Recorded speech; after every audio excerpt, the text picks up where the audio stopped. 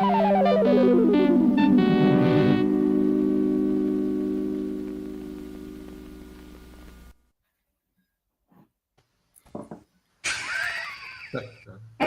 to the North American Golden Domers for Sunday, November 2nd, 2025.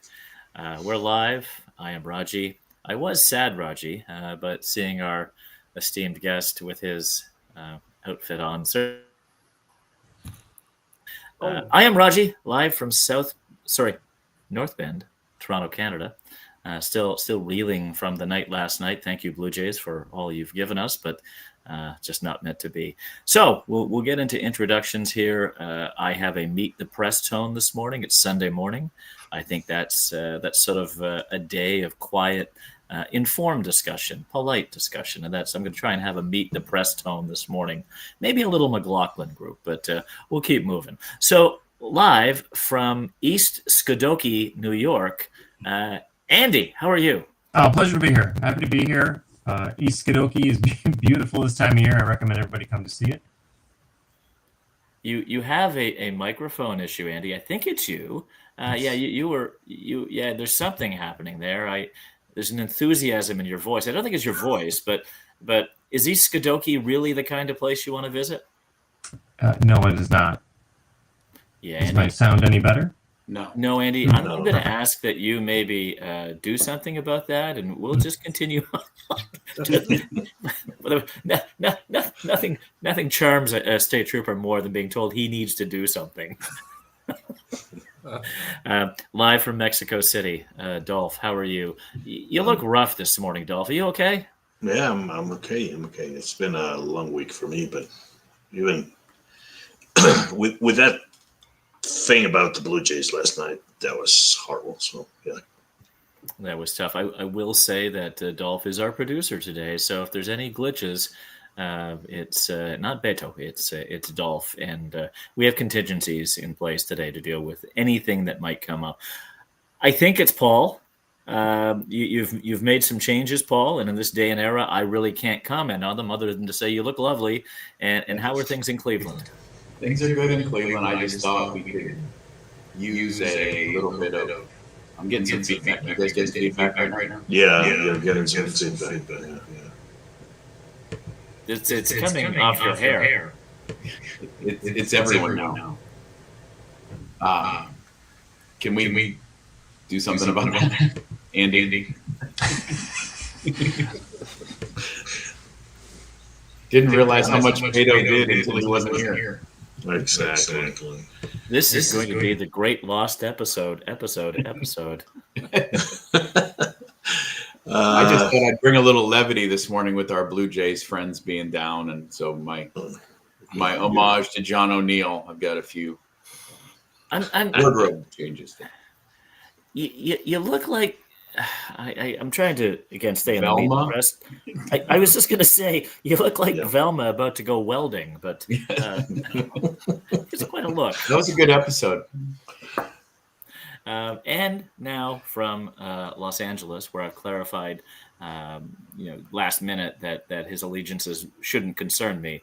But from Los Angeles, our Swedish guest, Mo. How are you, Mo? I'm doing wonderful now that I don't have IT issues. It's so wonderful to see you guys. A little bummed that the Blue Jays lost. I was really rooting for them. We'll mention it a little later as we talk about the game, but excited to be here. It's a little overcast, but the sun will be out in a couple of hours. We're excited to have you, Mo, one of the great guys of all time.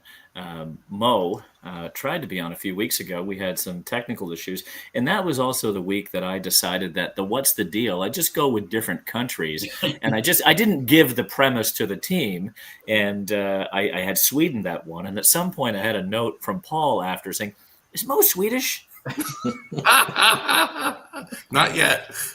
I knew you pretty well, Mo. I was like, maybe I totally missed the boat on this, but I didn't think he was Swedish.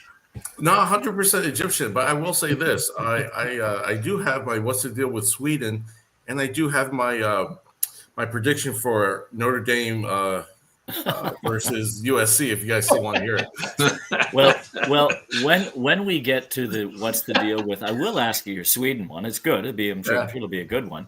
Mo, tell us. This is the time where we ask our guests to tell us your Notre Dame story. You can choose whatever you wish, but Mo, it's all to you now. All righty. So I'm going to take us all the way back to when I was in junior high school, and so I moved from Queens to Staten Island, and when I was in Staten Island, they actually had high school coaches come and recruit over in junior high school, and so the guy who eventually became my coach looked at me and said, "Hey, I think you'd make a great fullback." And at the time, I'm like, I don't even know what a fullback is. So growing up in New York, basketball was first, and then baseball, and then I was I still am a huge New York Giants fan, but never knew how to play football. So played in college, had an amazing time, and he was really a great life teacher as well. And part of what he and part of who he looked up to was Lou Holtz. And he talked about Notre Dame, and then it just got me to naturally, watch Notre Dame. And back then, they had just an unbelievable team. And at the time when I was going to high school, they had won the national championship. So at that point, I fell in love with the team. Years and years later, I found this link, which was the link to the fantasy football camp. And so training for that, I said, okay, I can relive some old glory. I actually tore my pectoral tendon bench pressing. So my first camp, I went in there and my right arm was immobilized. But I still had such a great time, and that's 5 years later. I've not actually 5 years later, but 5 more times I've been there since. And just one other note, during a Bring Your Child to Work day, a coworker of mine brought his son in, and, he was wearing some Notre Dame gear.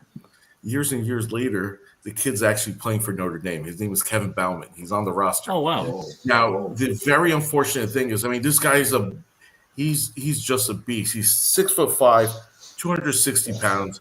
He was a 4-star recruit out of Red Bank Catholic, and that's where Quinn came out of. And so this kid was recruited by 5 or 6 schools, had some very unfortunate injuries, and he tore his ACL in preseason this year. And it was his last year of eligibility, so he's retired from school. But his brother also plays D1 ball, and he's the tight end for Miami.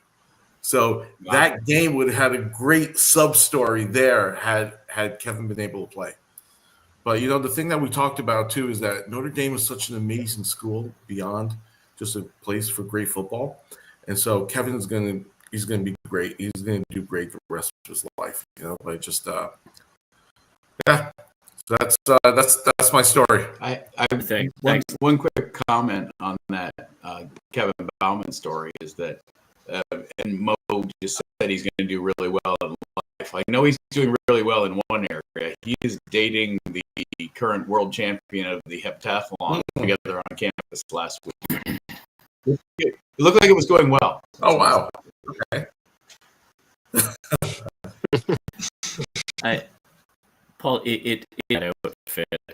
It is wonderful. It's quite neat to see. I will tell you that if your theme is to change into different sort of cartoon ingenues, when you go into Betty Rubble, those eyes are going to pop open. And if you, I just realized I can't find the off screen, so I'm going to have to just close the computer for a minute.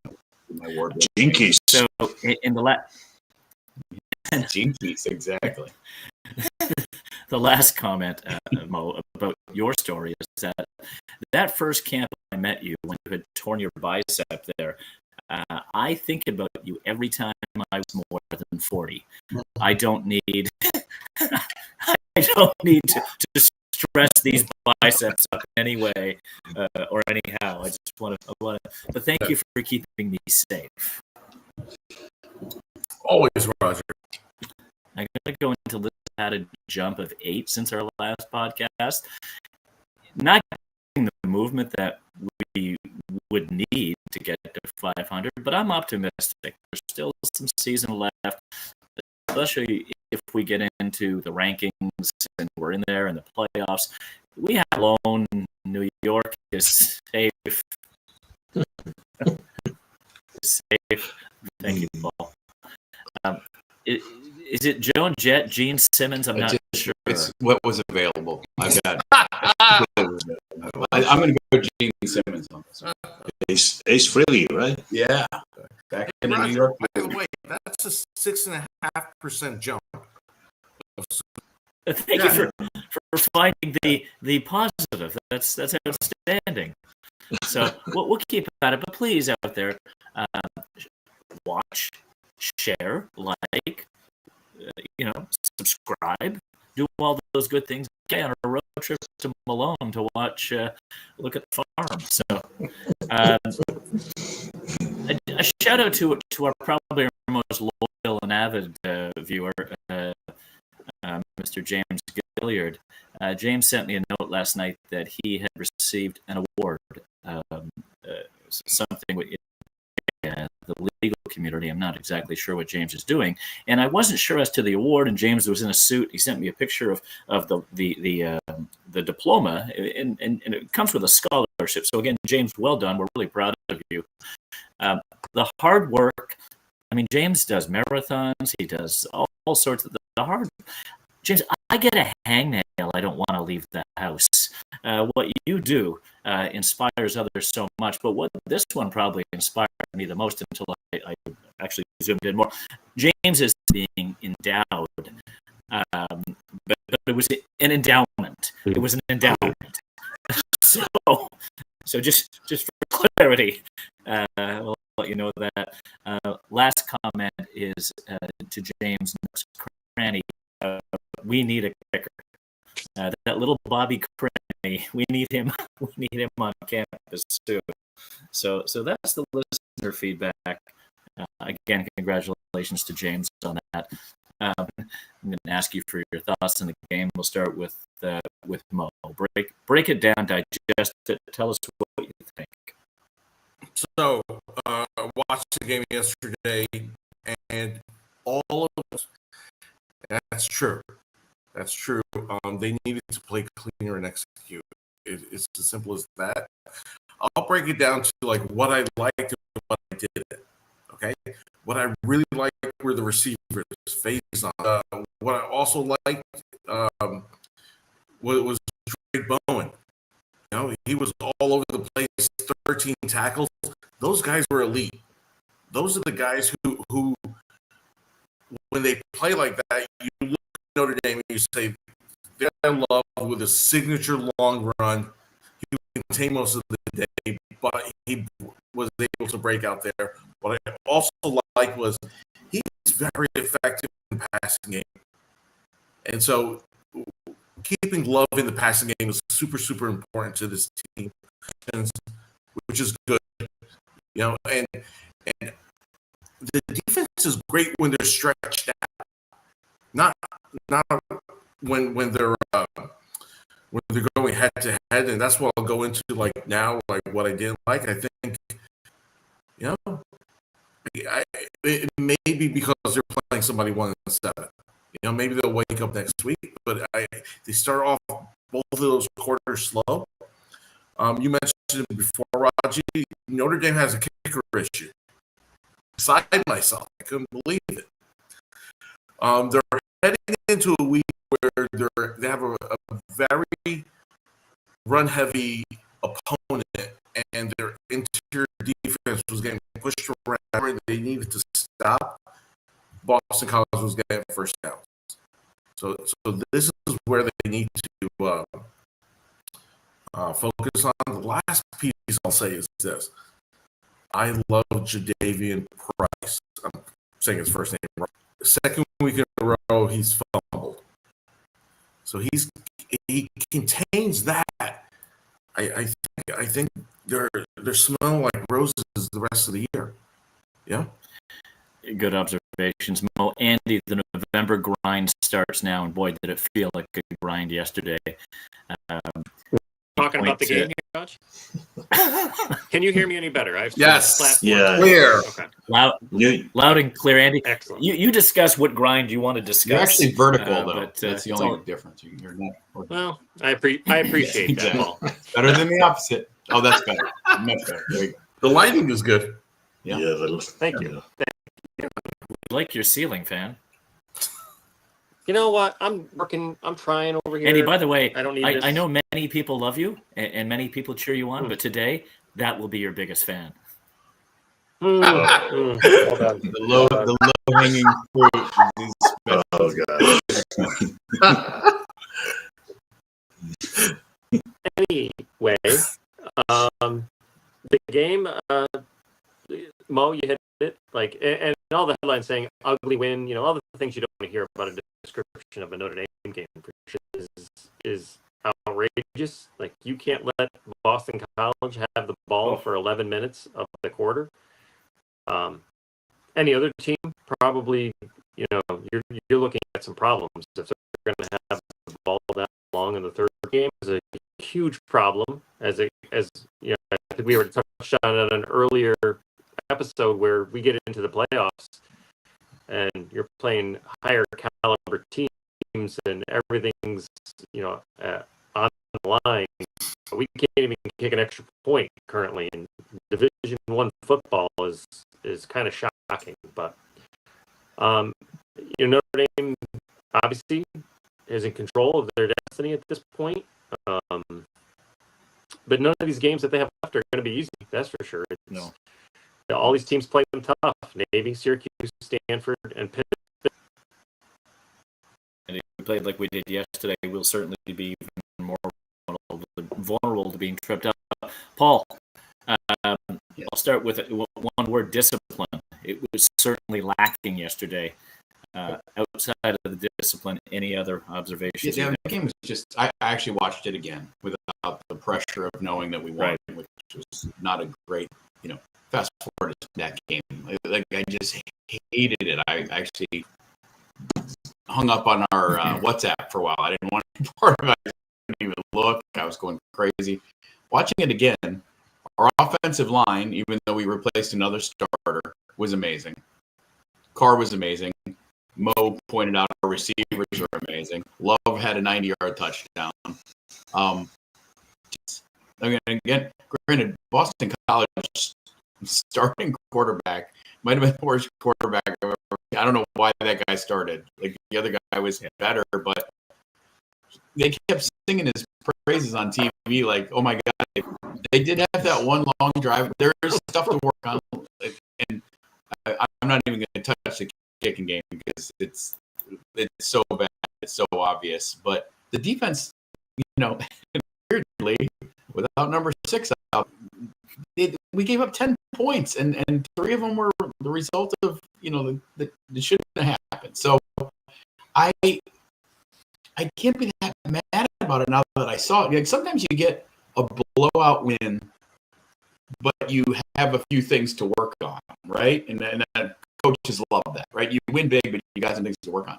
We actually did. We played pretty good, but like you said, discipline. Like, the things Notre Dame normally does better than the other team. Smart play. This one, how many 15-yard penalties on the wrong thing? And don't get me started on the refs. Like, that face mask, the ghost face crew at Pitt, when, you know, one team is going to win and go on to the playoffs and make $20 million for their conference, and the other one's not. You don't think we're going to have to? We're going to get called for every pass interference you've ever seen in that game. That's going to be tough. So, but overall, like, considering a new starting center, like, but I can't talk about the game. Mm-hmm. I'm waiting for Dolph to get their eligibility. Well, my hope right now is that someone does a screen grab from this with just you talking, focused on you. And the headline on YouTube is Slash or Izzy Stradlin give their thoughts on Notre Dame. Well, the way I approach every one of these now, Roggie, is what I address is knowing that it's going to come out as a cartoon from Gerald. Yeah. So there it is. Like, Well done. Well played. As our special teams expert, Dolph, I'm going to turn it over to you. By the way, before I do, in the press conference, what's the problem? What's the issue with the kicking game? And Freeman said, when we kick the ball, it's not going through the uprights, which I thought was genius. Yeah.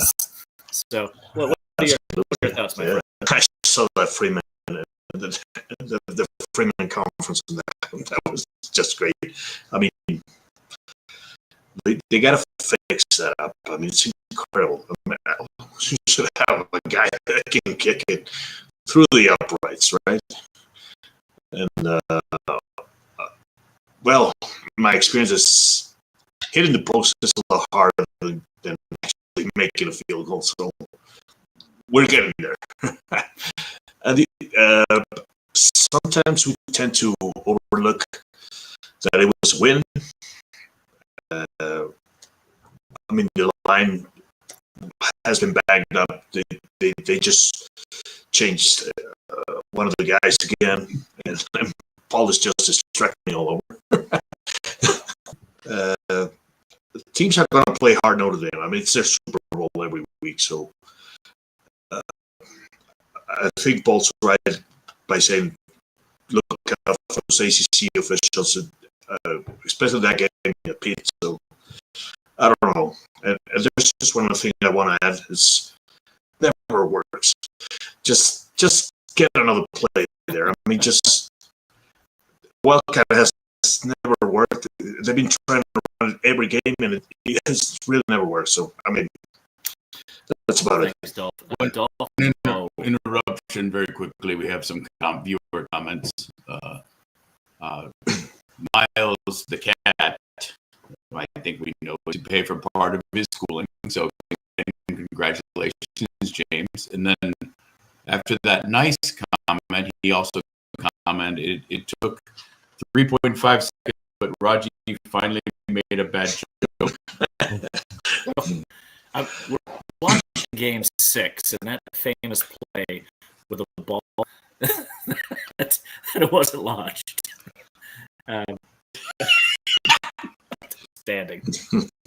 Outstanding.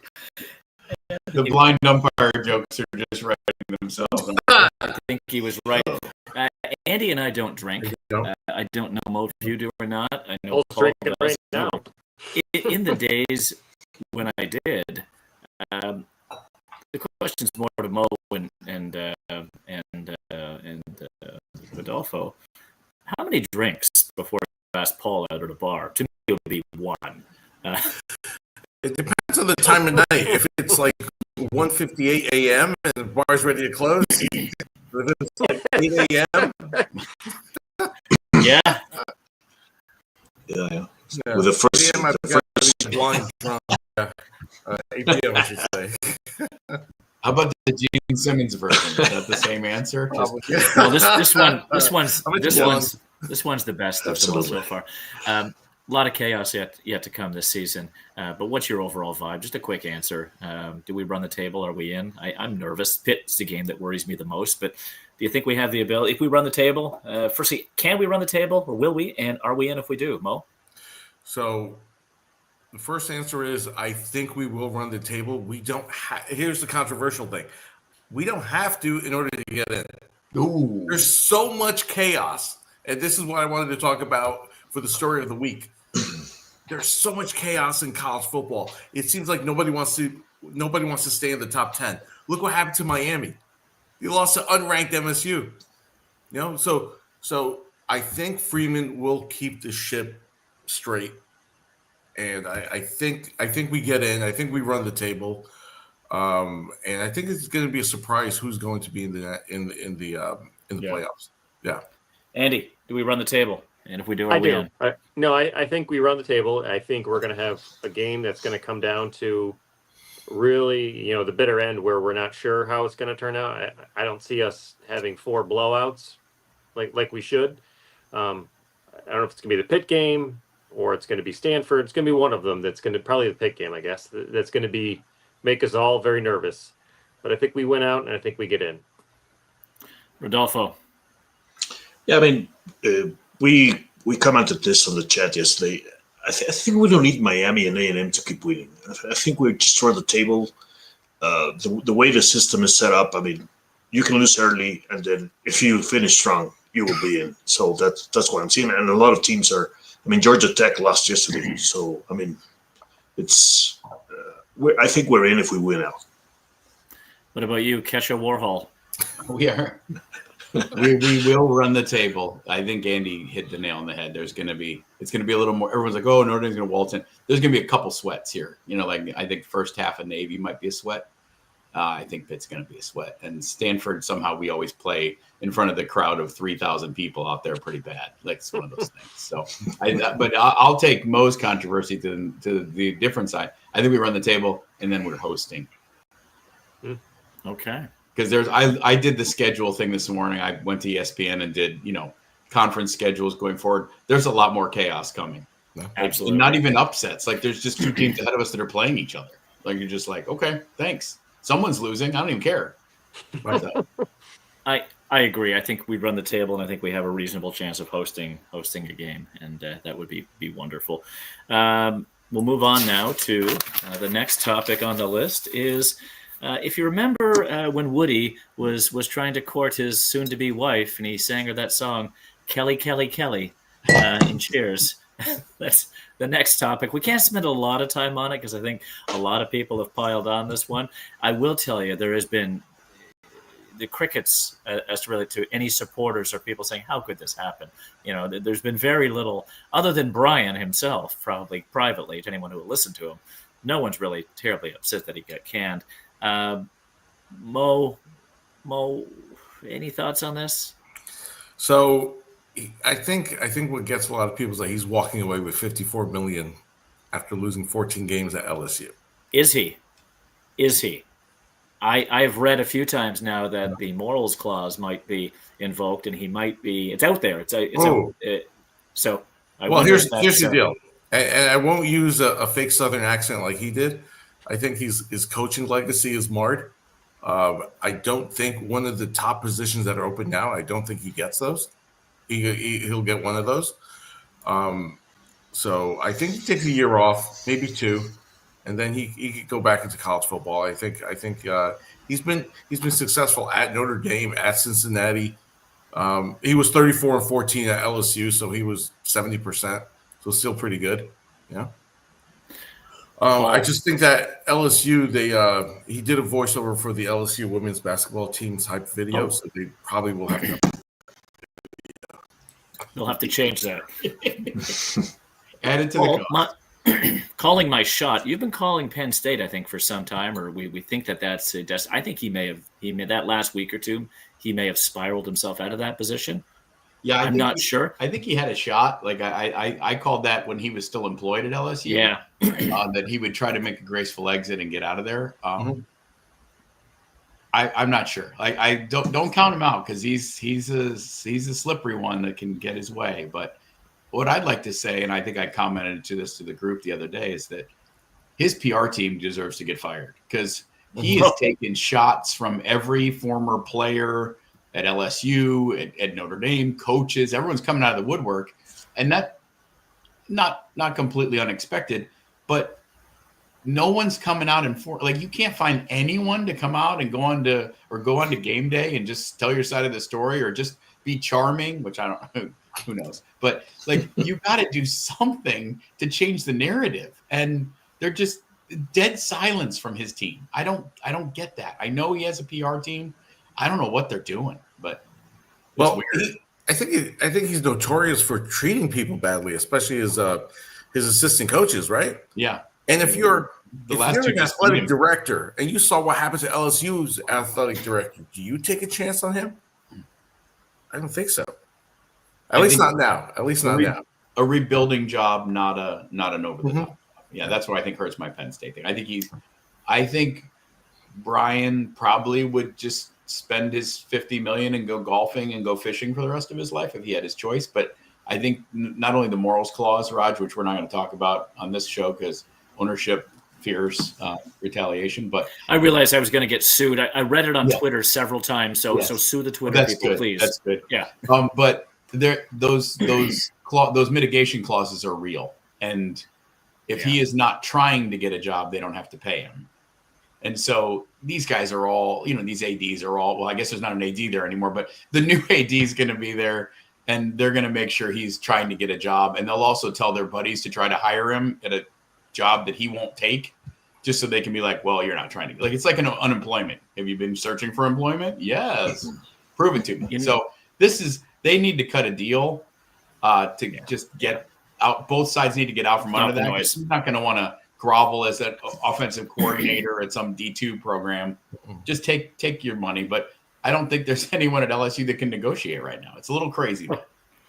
Andy, my shot being called as to where he lands, I think his ego's big. I still think he wants to coach. He's not going to go to the MAC or he's not going to go anywhere. He still thinks he's a high profile, I want to win a championship guy. And I think he lands at Michigan State. That's my prediction. He's a Big Ten guy. That guy who's there now is failing miserably. His quarterback's just going back to Oregon State. I'm leaving here. I'm gonna transfer back to Oregon State. Andy, what are your thoughts about where Kelly might land or what might happen to him? Well, I want to say it here first, so everybody hears it, that the Butter Tarts are offering him a position should he take it. We don't mind his style of coaching. Quite honestly, some of those kids need it. So just putting it out there, start the conversation. That's all I'll say. I would like to say with the breaking news, Cron. We need the breaking news. Butter Tarts offer Kelly. I did like Marcus Freeman's response to the Kelly question. Very well done, very well said. No shots taken, very professional, very grateful for the opportunity that Kelly gave him. And, just shown to be a true Notre Dame man that, takes the higher road and doesn't fall for the bait that they were probably trying to get him to take. So, but where he goes, I don't know. I'd like it to be someplace where he continues to suffer. And I like to watch him suffer and watch his face get redder and fatter. And now that he's stopped taking Ozempic. So I don't know. I honestly don't know. Michigan State seems like a terrible place. So maybe go there. No, I agree. And he would still be in the Big Ten and his ego would at least be sated to some degree. Rodolfo, what's your thought? Would he go to Cal, Rodolfo? Would you like that? No, not really. No. We need him to go to a school that has purple as one of their colors because his face really looks great when he explodes. I mean, we need purple with him. So yeah. It's all been said. I mean, the guy wasn't very nice with people, and you guys. I mean, I never went to camp with him, but you guys had a little taste of that, I guess. So I don't know. Enough has been said about the guy. So. I mean, he's just reaping what he sows. So, all right, we'll move on now to National Treasures, and the podcast formally wishes Mr. Kelly well. We hope he finds a new spot, does well. If it's with the Butter Tarts, Andy, that would be great. By the way, Andy, how has Drew been since his shot at fame? Has he watched it several times? I don't think he's got as many subscribers, but he hasn't watched. Neither of us have watched it any times, honestly. He's been pretty humble about it. He celebrated a birthday last weekend, and as a part of his birthday gift, I got him the College Football 26 for PlayStation, which we promptly played. I did lose, not as bad, but I did lose 70-35. He was Texas, I was, of course, Notre Dame. It was reasonable. Yeah. That's better. Yeah, better than 111-0, which is what I've suffered to him. But no, he's been pretty humble about it. Proud of your progress, Andy. Well done. Thank you. Thank you. National Treasures. Andy, you get to go first. It could be your son because he is a lovely treasure. Oh, yeah. He's an absolute angel. I'm going to go with the American Mafia. I mean, I know it's controversial for me to pick a criminal organization, but I do have a bit of respect for the way that they handled business. They kept things in check. Obviously, I'm not a big fan of the criminal aspect of it, but I do appreciate what they were trying to do.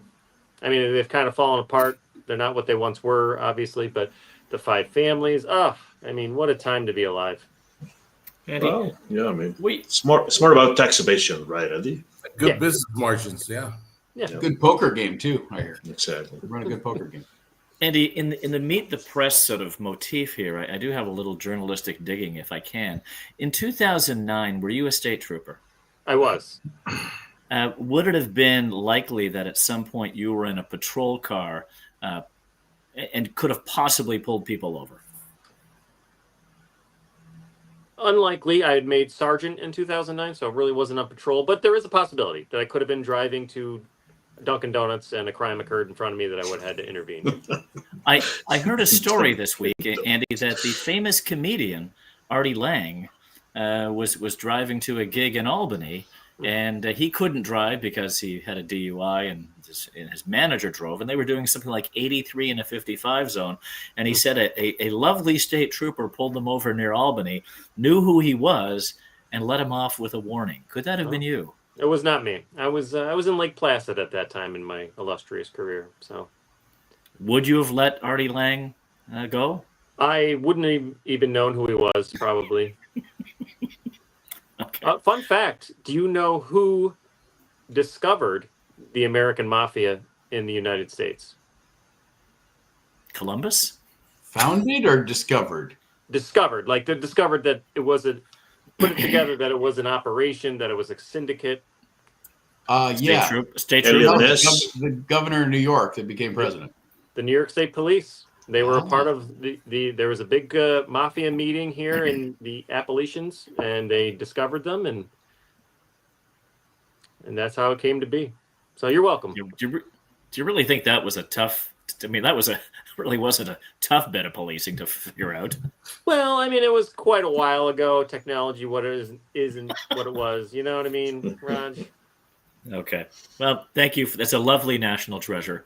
It's not your usual Eagles, Rockies, or the Rocky movies or Air, but it's okay. Dolph, what about you? You're going next.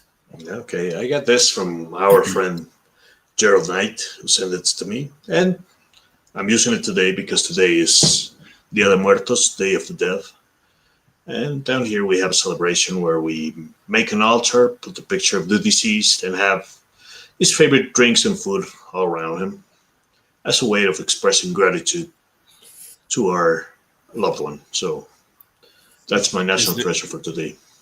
At any point today, is there a Grim Reaper pinata? Yeah, there might be some. Absolutely. Okay. Yeah. Mo, you get to follow the Mafia and the Day of the Dead. Crazy. I love it. I'll try to do my best. My national treasure is a product that was invented 124 years ago, rebranded 24 years after that. Swedish So fish. celebrating 100 years. What's that? Swedish fish. Swedish fish. Swedish fish. Close. They're almost the same. But IKEA. actually, this IKEA. product is the same color as your wig, if that is a wig. It's used if I go down and see Rodolfo and get some Montezuma's Revenge. I go to Cleveland, go to Panini's with Paul. Nice. Yeah, or head up to Canada and get some poutine, and the cheese is not agreeing with me. Or if I go to Andy's farm and have a nice cold pint of buttermilk. You can milk a cow there too, Mo, right? It's Pepto-Bismol is our national treasure. Wow. Oh, It was used originally to help children who had diarrhea. I think there are about 400,000 a year that die, and then it would be in the millions if it wasn't for this. Wow. So Pepto, you are our national treasure. And I just wanted to say, I guess in the excitement, I forgot to mention there's actually a shared national treasure this year, and that shared national treasure is Don Mattingly, Donnie Baseball. Yeah. I grew up. He was my boyhood idol. He was on the Yankees, the Hitman. I was a huge Yankee fan, and I wanted to see him win more than anything as a bench coach for the Blue Jays. So I thought it was a little premature last night, and I thought it was a bad sign when they started showing like close-ups of Mattingly in the dugout with 2 outs left, and I'm like, dude, not now. Right. exactly. Yeah. Right. There was a nice moment at the end. I watched a bit of it after the fact when Mattingly was just sitting there watching everything when it was over, and he'd sit there quietly and just looked out contemplating. I don't know if this is his last year or not, but he knows that these chances are rare. And I thought it was really sweet when Bo Bichette came up and gave him a big hug from behind instead of consoled him. And I thought that was a really cool moment. And the Canadian national treasure is Vladimir Guerrero Jr. He's sort of adopted Canadian, but my, oh my, and his head twisting. Sort of adopted Canadian. I think you don't need to put the sort of in there, but okay, go ahead. Yeah, no, we love him, and he meant so much to the team, the city, and the country, and just a wonderful, positive guy, and love everything about him. And so Vladimir Guerrero Jr., thank you for everything you've done this year and will do in the future. Canadian national treasure. Paul, what's yours? Well, this one's been staring me in the face for a while. I don't know how I didn't use it before, but my national treasure is the movie National Treasure, starring Nick Cage from 2004.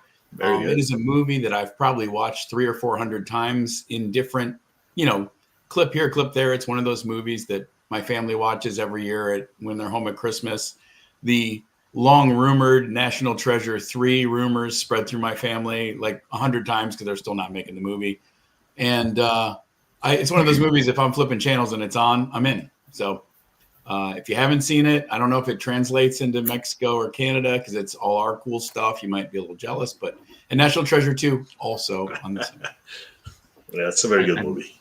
I've never seen it. I'm actually technically and medically allergic to Nick Cage, so I'm not allowed to well, in this one, he plays the role of Nick Cage. It's really good. Okay. Before I move on to the next topic, I think everyone knows that the underlying national treasure of everything I do is my dear departed dog, Wilco. And I was reading his memoirs this past week, and there was a moment in his life, I didn't know this, but there was a moment when he wanted to start his own business, and he wanted to start an accounting firm. And I recall it as if it was yesterday. He was all excited. He had it set up. He had spent weeks and weeks going through resumes and hiring people. He rented the office space. He got the equipment, and he wanted to show me the office. And I went with him, and he was so excited and proud, opens up the door. And what do I see? I see lots of desks. I see calculators on the desk, and I see dozens and dozens of snakes with little accounting hats on, like little visors and pocket protectors. And I go, what are you doing? What are you doing? He said, you were going to run an accounting firm. He goes, yeah, this is an accounting firm, and these guys are great adders. So bad. Yeah. Stories of I the just week. noticed our subscribers are down to 111. Exactly. I think, and our hosts are down to 3. Yeah. and he's laughing so hard off stage, off camera right now that he doesn't want to be seen. Yeah, we have a blackout in New York now. Laughing or puking, Andy? I've never been more excited about a travel soccer game than I am. Dolph, story of the week outside of Notre Dame. What is it? We'll go through this one quickly. We got to make it. Well, I'm actually going to take the University of North Texas. I mean, they have a great team. They have a freshman that didn't even start in high school, and he threw 600 yards last week and I don't know about 5 touchdowns. And they played Navy yesterday, and they beat Navy, which wasn't unbeaten until yesterday. So I mean, that team is right now 8-1. So I mean, that's a surprise. My surprise team of that. I know the obvious one would be Kelly, but that's my choice for this week. Paul, Navy being beaten was Rodolfo's. What's yours? Mine is something that was shoved down our throats for the last 2 years, and now we don't hear anything about it. But Deion Sanders' fall from grace 2 weeks in a row. Last week, he was down 38-7 at halftime at home against Arizona. And this week, it was down 43. Oh, I'm sorry. That was this week. Last week, he was down 43-0 at the half against Utah, and Utah was playing their backup quarterback. I don't know where this ends or how it ends, but this is the worst team in college football by a mile. And you can't be down 5 touchdowns at halftime 2 weeks in a row. And where's the stories? Like, why isn't this, like, when they were like losing close games in the fourth quarter, he was the greatest coach of all time. Where are we at? And I want to hear more about this. Much like Matt Campbell should have taken all the jobs offered to him when Iowa State was on their run. He could have been the coach of Florida State or somewhere in the NFL by now, but that ship might have left port. My story of the week is Miami, and just Cristobal. I'm sure he's a nice fellow and all that, but he finds ways to just bumble and lose. And it's enjoyable to watch, and it's enjoyable to see Miami watch. Even more enjoyable to see Mr. Irvin on the sidelines getting very sad as the day goes on. So while it wasn't necessarily the best for Notre Dame in terms of our rankings, Miami losing again is a big surprise to me, and that season just unraveling. So, Mo, what about you? So for me, it's college football chaos. First time we've seen three head coaching positions in top-ranked schools, Penn State, LSU, and Florida, that are open in October. It's November now, but in late October, we've never seen something like that. And then following that up, it's like the 6 upsets that happened over the weekend. Houston losing to unranked West Virginia, Tennessee losing to Oklahoma, Georgia Tech. Rodolfo mentioned that before, losing to unranked NC State. I think we're on the verge of a scary sort of parody that's happening. And I think Paul may have called Kelly's next job. Maybe he's the head coach of Colorado. Doctor! Wow. Andy, before we go to you, the story, the interesting thing there, Mo, as you were talking, I was thinking. Because once it happens it's going to happen a lot and forever. Right now, there's this code that you don't fire coaches mid-season and hire them with a new head coach mid-season. I wonder if that's going to happen. If a coach, and I know it's not going to happen this year with Lane Kiffin, but if Penn State wants him now, they have an opening now, and they want to get ahead of the recruiting, will you see that? Will you see someday a coach leave his gig to take another gig mid-season? That's like Brian Kelly did at Notre Dame when we were still alive. Exactly. Unprecedented might be a little strong there. Exactly. We were on the playoff bubble, and he left. True. Paul, lovely. You said it looked like a porcupine just left a blow and go. Yeah, is that a Daniel Boone? It's like 30 years old. It's seen better days. Good. Andy, your story of the week. Nothing to do with college football. It's going to be the end of the Butter Tarts season of a 1-6 effort, we'll call it. Not great. We lost our final game against Queensbury on Tuesday night. It started off well, a high-scoring affair. We ended up losing 33-19. So we were in a shootout. We were in a bit of a shootout to begin, but then the wheels fell off, gentlemen, and the Butter Tarts could not recover. So.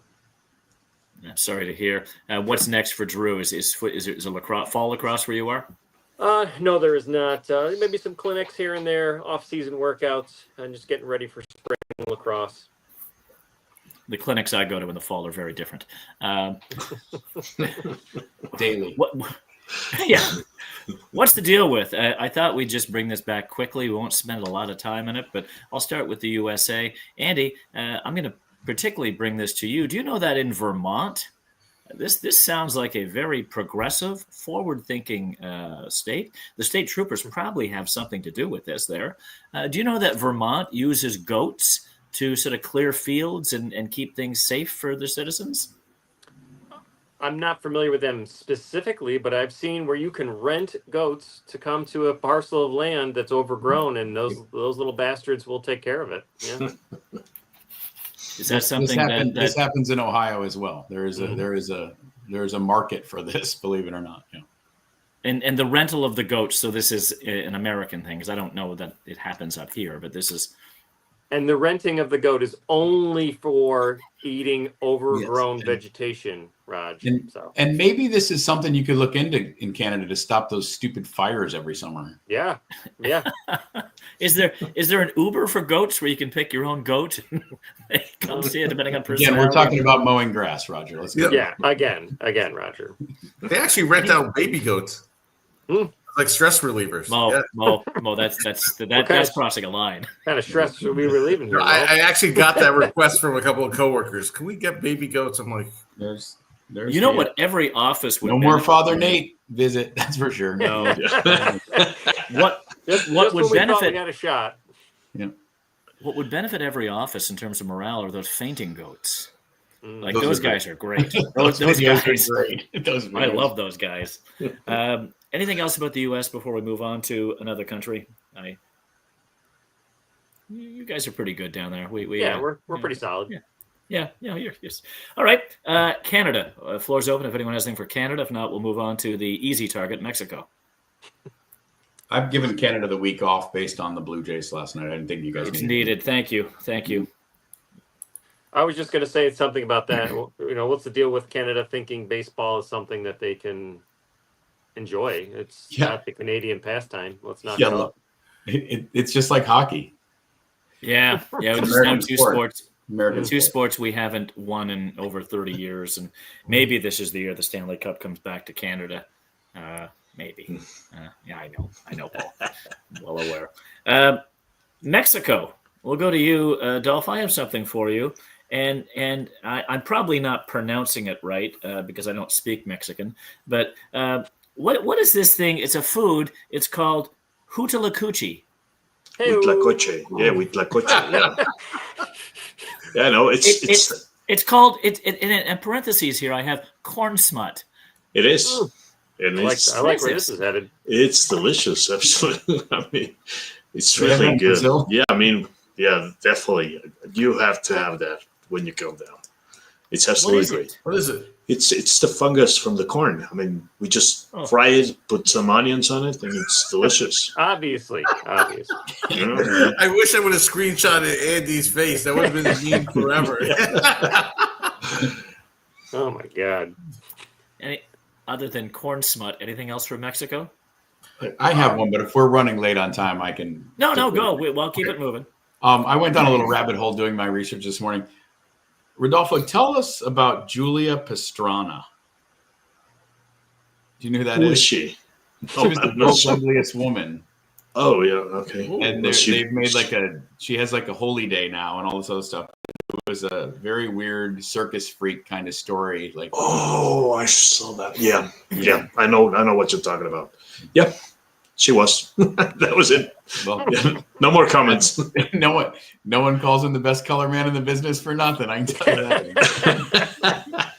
Yeah, perfect. Yeah. Actually, I saw that one too, and now I know what you're talking about. Yeah, she was. I mean, the punchline to that is that she was the world's ugliest woman. She was covered in hair and had like a gorilla mouth with two sets of teeth. Yeah. She was. Her circus manager married her. So absolutely. There's a lid for every pot. Absolutely. Yeah, I mean, she was in a freak show down here, but she just made a tour all over Mexico. But she too, definitely. There was a circus that was going to come to town. It was going to set up right behind our house here, and we wrote letters. We protested. We did everything we can, and I understand now that the way to stop a circus is to go for the juggler. All right. One other thing. I actually like that one better than the other one, Rod. So it was shorter. To the point. It was in and out. Yeah. By the way, Andy, I don't know if this is a what's the deal with or an applause for this country. I think, Andy, you'll likely think it's something that makes a lot of sense. I can't really get behind it. It depends on the pet. Denmark. I saw a story that Denmark has a zoo that has a public request that if you don't want your pet anymore, can you bring it here so our animals can eat it? Oh, there was a request for household pets in the zoo. So, I mean, that's not terrible. No, as long as it's cats. Jesus, that's a moneymaker. Yeah, zoo in Denmark. Are you installing that on the farm, Andy? You putting that No, system? not my Okay. animals. No. Come on, Okay. Rodolfo. Let's go into picks of the week. We are at a point where things are all within 6 picks, so 6 points. So I'm in the lead by 2 over Dolph, by 4 over Paul, and by Is 6 Roggie over Andy. frozen? So anything's possible. Is everybody frozen or am I frozen? It's just you, Paul. It's just you. We're good. Paul has technical errors, and now Paul's frozen. So Yeah. we'll get There we Paul's go, I'm picks back. this There week. he is. Okay, great. Okay. My roadies fixed it. Roadies. Picks of the week. I was saying, Paul, that the 4 of us are within 6, and for you, Mo, 50% will give you the season title for guests. So just get above 50. Mo, Indiana and Penn State. All right, Penn State leads the series 25-2. The current streak is 3 for Penn State. They go down. They go down hard against Indiana. Andy, you want to anything with that one? I mean, obviously using Penn State and go down hard. Sure. Andy? Sure. Yeah. Nope. I'm just gonna pick Indiana. Okay. Paul. Paul is frozen. We'll come back No, to he's Paul. frozen. He's contemplating. Dolph, who do you have? Yeah, I mean Penn State's a mess, so I'm gonna pick the Hoosiers. Yeah, Paul is back. I'm There you going are. I'm going to chaos. I think Penn State wins a game. Wow. Ooh. Paul, you look like Bob Dylan. I like this one. That's good. Paul, who do you have, Indiana or Penn State? I still think Indiana's a fraud, but they keep getting lucky in the scheduling. Penn State will lose to Indiana. Wow. Oh, okay. Nebraska and UCLA, Mo. So Nebraska's coming off a loss to USC. They lose again to a California team. I'm picking UCLA. The Andy. upset. I'll take Nebraska. And Paul, Nebraska. Dolph. I'll pick the Bruins. Me too. I went with UCLA. BYU and Texas Tech should be an interesting one. A little bit of chaos here. Not sure who to hope for, but Mo, what do you have? So the Red Raider fans can't toss tortillas onto the field anymore, and so a second string of bad news to them. They're going to lose to the Cougars. So for me, BYU.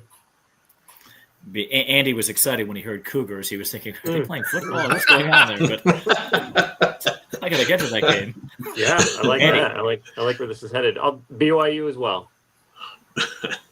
Paul I'll take Texas Tech. and Dolph. I'll take Texas Tech too. And I went Texas Tech. Texas A&M and Missouri. Mo. So I think Missouri is way overhyped. I'm going with Texas A&M. All right, Andy Probably. Yeah. A&M. and Paul. Listen, Missouri's a tough team, but they just lost another quarterback. Prebill is out for the year. I'm going to take Texas A&M. And so Dolph. Aggies too. Yeah, so I think we're all the same there. I went Texas A&M myself. And lastly, for Dolph, Cal and Louisville. Mo? I think somebody ordered the upset special. I'm going Cal. Andy? Normally I pick Cal because of my solidarity with my friend, but I got to get my season up right here, so I'm taking Louisville. Paul? Yeah, it's at Louisville. I'll take Louisville as well. Cal let me down this week, and I was hoping they would stop the Virginia narrative, but they couldn't do it. Dolph? Well, they are Cal, so I'm going to pick Louisville too. Oh, my no. God. Oh, my God. I went Yeah. Cal for you. For you. No, thank you. Wow. I mean, they suck. What can I say? In the interest of time, we'll keep our comments to the Notre Dame game. You can give me a comment as you give me the score, and I'll lead you to the picks. And I want to keep things moving here. Mo, what's the score of the Notre Dame Navy game? Scores 39-15 Notre Dame. We may see a rare 1-point safety. Andy? Notre Dame 41, Navy 17, and the headline of the game will be kicking game. Doesn't Yeah. get any better. Paul? Notre Dame 40, Navy 28, 2 more missed extra points. Oh, good God. Dolph? I'm going to go positive here. I'm going to say 35-10 Notre Dame and Jeremiah Love with another 90-yard run. I went 35-13 for Notre Dame. Carr, over, under, Mo, 245 yards. He's way over. Andy? Over. Paul? Over. Dolph? Over. I went the same. Love, over 115. Mo? Under. Okay. Andy? I'm going to say over. Paul? Under. Dolph? I just gave him a 90-yard run, so over. Sorry to upset you with asking you a question. Angry Dolph. I was yes. I told you the answer. Reardon, Mo, over or under 60 yards in receptions. He's under. I think they have way too many targets, and that's the reason why. Not because he's not a solid threat. What about you, Andy? Yeah, I would say under. Paul? Agree with Mo's comments. Under. Hey, Dolph? I'm going to say under, too. And I went under. Leading tackler, Mo. So I'm going to go all in with Bowen. I think he's all over the field. Yeah. Yeah, he was something. Andy? I'm going to agree. Based on Navy's offense, I'm going to see Bowen has a big day. Paul? I'm sticking with KVA. I love that guy. Awesome. Dolph? I'll say Osprey. Oh, God. He can't tackle. Oh, well. I'm sorry. Was this missed tackles or tackles? I missed the question. Paul, one of my Paul. Well, he one made of my some favorite- tackles yesterday. One of my favorite lines from Paul from the week was, "Hey, did you hear that KVA's father is now the interim AD at LSU? Oh, and by the way, he still can't tackle." That was Osprey. Yeah. Yeah. So, I went Bowen. Thor? I think Or the Bowen. weather's bad. 39 yards. Andy? Oh, I'll give him 41. Paul? 0. No punts. Interesting take. It's like the Price is Right. We did it Well one done. other time and we didn't air it and he didn't punt. Dolph? I'm going to give him a 45-yard punt. I went 50. And lastly, I didn't put it on there, but are we going to receive any nakeds from Mr. Garrett? Mo, how many do you think times he's going to say naked? What? Yeah. Every time there's an empty backfield, Garrett likes to use the word naked. We get Is one. there an over-under here? Is there an over-under? I'm just going to go one. We'll pick the number. Andy? 1.5. Nude? Is he say nude? What does it have? He goes, nah. Paul? 2. Dolph? 2 also. It's been a while since a home game. He's going to go 3, so I think it's a naked fest. Let's move on now to the personal segments. I'm going to talk about what grinds my gears. I could probably do an entire podcast about this, but I've narrowed it down to just 4. 1, anyone who uses the term factoid, the word factoid. I want to punch them in the head. Factoid. Okay. Write this down. Let me write this down. Hold on. Okay. Yeah, a factoid. What about fun fact? I use fun fact a lot. A lot. Oh. It's generally I not really a fun do. fact. It's Bingo generally card. not a How about bingo card? Oh, bingo card, yeah. Okay. Second one is, and try this at home with your significant other. Just walk in the house or wherever you are now to next and start talking to them or any other person in your life and just start using air quotes. Hi, honey. How are you? Oh, it's Tuesday. And see how long it is before you get punched in the face. Anyone who ever uses an air quote should be put in jail for a year, in my opinion. I think I used one earlier in this broadcast about And I think I said fun fact about the American Mafia being uncovered by the New York City Police. So, Andy, that was an interesting factoid, no doubt about it. Yes, Paul. I've given you some. Next, nothing ever's good come from them. Anyone using them, there's nothing in anything that people think might be good. It's manufactured and it's nonsense. Skateboards. The world would be good if there were no skateboards. Just get completely rid of skateboards. No need for them. Wow. And last, anyone using this phrase, last time I checked. They've never checked. There's been no checking. This person did not check when they said that. Just like the same person who says, "That's what I'm talking about." No, you weren't. You never talked about it. Oh, it feels good to get that out. Wow. But we Andy just got the Dolph. playbook. By the way, Andy, you got all that for the playbook? Yeah. In our Andy Airbnb Andy- in Provo, those are going to be hot topics. Andy comes to camp next year with a skateboard and doing air quotes as he rides in. Andy versus Dolph. This has been a fun segment. Macho Tips. Andy, we're going to give you the lead on this one. You can start, then Dolph can come in hard and see if they can knock the champ out. Andy, what's your Macho Tip of the day? Killing rats with a pitchfork. That's good. That's good. I mean, I'm not just one rat. Like, personal experience, working on a farm, as I did as a youngster, feed troughs tend to gather a lot of rats because of the extra feed that's around, and they start biting the cattle. So then you have to take care of that. So what you do is you bring in a tractor, you lift up the feed trough, and as the rats start scurrying for daylight, you just stab away. That's wonderful. There's so much to unpack here. We don't have the time. Are these the real rats or the 164th rats? No, these are real. These would be real rats, Paul. Real healthy. Have you rats, replicated that on the farm? Do you have a little trough with little plastic mice under it?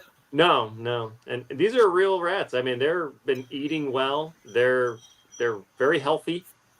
A lot of girth to them. What's your record, Andy? How many rats on a pitchfork? I mean, you gotta use your foot to get it off because you want a clean stabbing surface for the next one. So, and they're everywhere. You got to stab quick, Raj.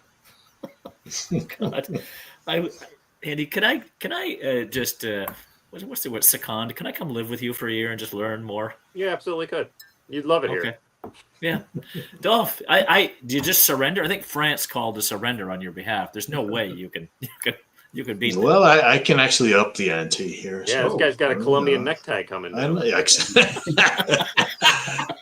staying. I'm going to stay with a topic of rats. I mean, Andy's rats, they're country rats. They're really not mafia type rats, like he likes to call them. We got city rats down here, and we don't kill them with whatever he uses. We kill them with piñata poles. So I mean, that's harder.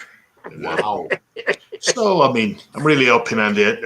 I hope I can surpass yours. Sure. By saying, I mean, city rats are more intelligent than country rats. So it's harder to catch them.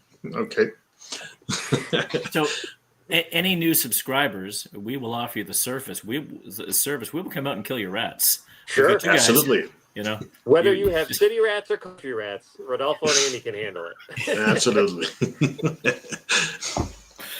Oh, good God, Paul! Tell us a Notre Dame story, please. Oh, I didn't see that on the agenda. I thought I was being skipped this week. Well, you know what? We can skip and let you get a good one next week. We have a little bit of time to sort of make up because Andy's got a hard stop soon.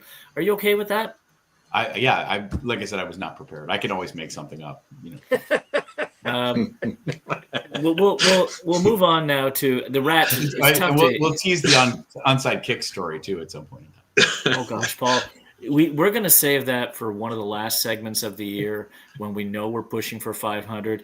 Paul's onside kick story is the greatest story I have ever heard. It truly is on so many levels. I might be qualified for Notre Dame's special teams based on what I saw yesterday. You're overqualified. Yeah. So, Mo, now's the time where you get to ask us a random question to finish off the podcast before we say goodbye to one another. Mo, you ask a question. One general one we'll all answer. You got to answer it too.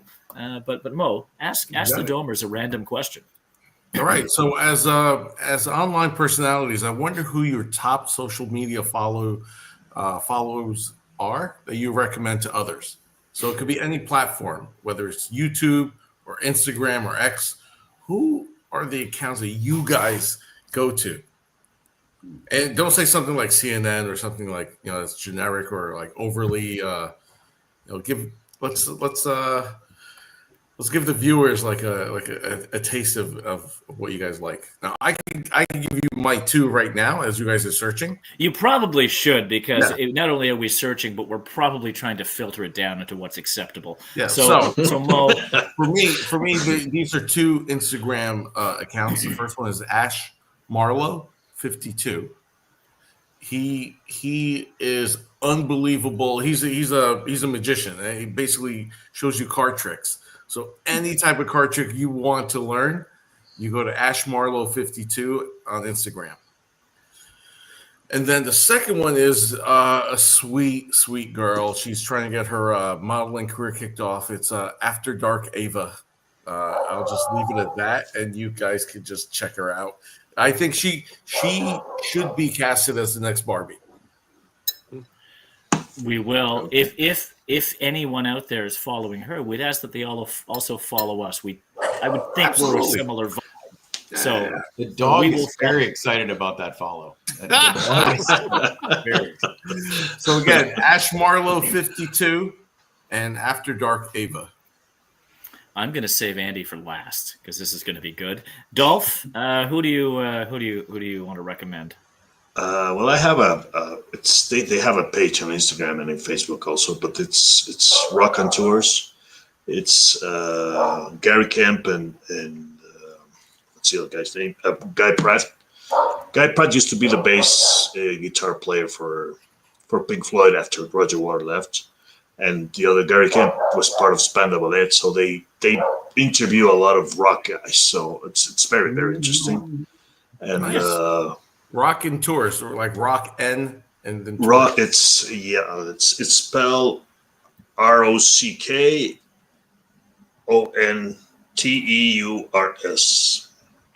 Rock on Tour. TEURS. Exactly. Yeah. Of course. Okay. Thank you. And well, it's a lot of classic rock. I mean, they got an interview with Brian Ferry and guys like that, right? So that's probably my main podcast every week. And the other one is it's an old MTV DJ, Daisy Fuentes, which now is married to Richard Marx, and she gives you an insight of her life and following this guy around with who incredibly I didn't know but still sings. So she's very interesting. Don't mean nothing. Exactly. He's out there on the tour with John Waite and Rick Springfield, about three guys in their 70s who still, no further commentary. Nothing. Dolph, you didn't mention the obvious one. Corn Smut. Do you follow Corn Smut? And that's what I want to have today. I mean, you just gave me a good idea. Look at this. Look at this. See, that's his tell. Whenever we talk food, he goes right to the chin. Absolutely. Paul, what about you? Yes. Well, this is not going to surprise you, but I'm not huge into the Instagram. I don't even know it. I know what it is because I've heard of it. But on Twitter, I tend to laugh once per day at Super 70s Sports. Have you guys ever followed this guy? It's at Super 70S Sports. He basically is a guy who just makes random references to things that happened in the 70s and 80s when I was growing up.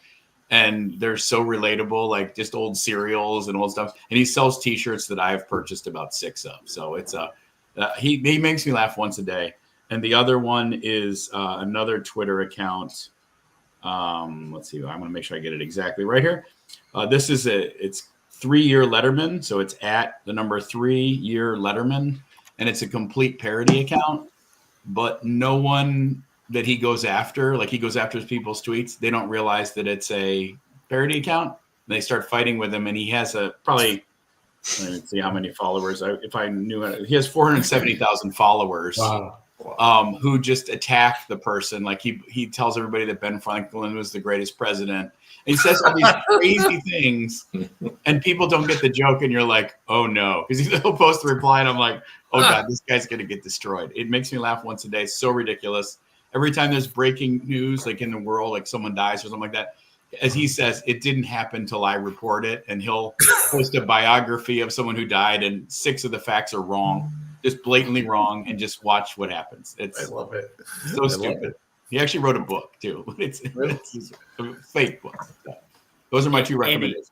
Awesome. Andy, can I pick yours? Sure. Hee haw. I know what Andy. I know Andy's is not NAGD. That's for sure. Yeah, we know that. Am I up? Yeah. Oh, that was my lead to you. Yeah. There's really not too many. I had a lot of agricultural related, farming, fixing, and fabricating is a personal favorite of mine. Pornhub is a personal favorite.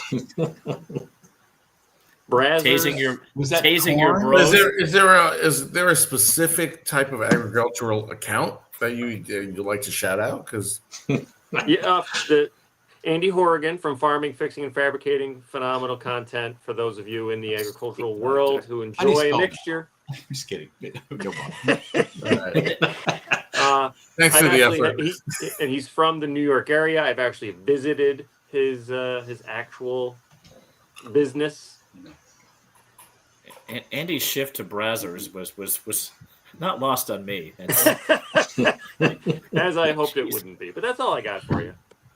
Well, I have three quick ones. One, New Scientist. I love following that for interesting facts and to keep the mind alive a bit. Oh my God, George, I love you so much. Look at that dog. Look at that good boy. Oh, he's so good. He had a jersey on the other day and it looked very slimming on him. He's a good boy. It was like a sausage in there. Yeah, New Scientist. Which platform is that? New Scientist on Twitter. I follow them, and I get a lot of interesting articles and things to follow to get a little smarter or try to get a little smarter. Another one I follow is an American travel expert who I've been watching a lot lately, and it's almost like you're watching travel reviews from the 60s. He's such a charming, down-to-earth guy, great historical knowledge about the places. But Rick Steves, Steeves, nice way about him. He has so much out there. I follow him generally on YouTube. And his videos of anywhere in the world or any issue are just some of the best. And he's a very, very nice, bright man. Lastly, my favorite television show. Rog, remind me to talk to you about him offline. I will. Okay. My last topic is Taskmaster, my favorite British television show. It is one of those things that I can recommend to anyone. It's a 10 out of 10. I follow their social media on Twitter. And the two hosts, Alex Horn and Greg Davies, and any of the comedians who have ever been on it. But if you're looking for something new and fun to watch, Taskmaster is one of the best television shows out there. And it's been on, I think, for about 10 or 12 years now, and it's out of the UK. So that's it, gents. Roggie, yeah. Rick Steves, huge Notre Dame guy, actually. I didn't know that. And, well, he was divorced now, was married to Father Jenkins' sister. Oh, wow. Yeah, wow. So he used to go up there when they were married. Yeah, lived next door to my sister. So. Oh wow! That's fascinating. Yeah, I really, really enjoy watching his videos. So we move on now to farewells. Anyone going to the game next week? Paul, is it Donut Cake Week or are you at home? I'm there. Nice. Okay, will there be donut cake? There will be donut cake. Yes. Night game though. Sorry. Long days. Night game. Ooh. So there's likely none left to send to Andy. No. Anyone have any exciting plans for the week? I know, Andy, you're off to a travel soccer game. We wish your lovely daughter well in that. Anything for you in the upcoming week before Navy? My nephew is in New York State playoffs for football, so I went to his first round playoff game yesterday, and they won 45-0. So they have a second round next Saturday against their bitter rival. So I will probably go out to the Syracuse area for that. And this is his senior year, so I want to try to be there for as far as they can go and be there for him. So. Best of luck. That sounds awesome. Yeah, that's cool. Mo, what about you? What do you have in the upcoming week? So it's physical inventory time, so I'll be counting over 20 million units of cosmetics. That's what Roger does every day. That just made me tired. Yeah, well, good luck with that, Mo. Mo, thanks for coming on. I mean, I always feel better about life when I see you, and having you on has been great. If any of Mo's fans want to follow us, we promise we'll have Mo on again. And if you need, again, if you have a rat problem, we're coming to your town to help out. City or country. We've cornered the market. Yeah, I'll definitely send the link and have my friends subscribe. You guys are great. I thank you for the. For letting me on to this podcast. Well, you were great. Thank you so much. And Dolph, thank you for producing today. I know it was heavy lifting. I know you weren't your usual wacky, shot out of a cannon self. But thank you for holding the fort down. Any plans for you this coming week? I'm leaving in about an hour. I have a game for my kid. He's playing football today, so we're playing. As Sandy calls him, our bitter rival. So this is a very important game. Is this Okay. real football or? Yeah, it's with equipment and everything. It's Okay, good. It's not Yeah, soccer. I just wanna make yeah, sure. no, it's like junior high football level. Oh, that's So, awesome. Yeah. That's Lastly, to our fans, thank you for our fans. Good God, what am I doing? Thank you for those who watch. for James. Yeah, James, Yeah. James, and anyone else who watches. Thanks for tuning in and hopefully enjoying the silliness.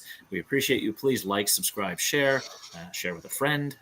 Help us drive this number. But thanks for listening into something that we really, truly enjoy doing. A chance to hang out, talk Notre Dame football and the differences in our countries, and just be generally silly and fun. We love this and hope you do too.